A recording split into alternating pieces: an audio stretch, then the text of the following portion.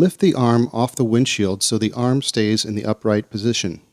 If you have not removed your wiper blade, please see the wiper removal video first.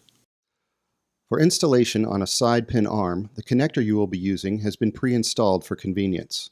Follow these steps for quick and easy installation. Rotate the connector into a vertical position until the round end is facing the rubber.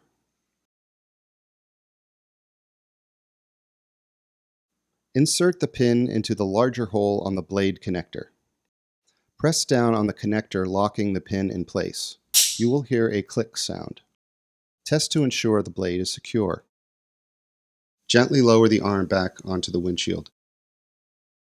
It's always a good idea to run a few test wipe cycles on your vehicle after installing new blades to ensure they are working properly.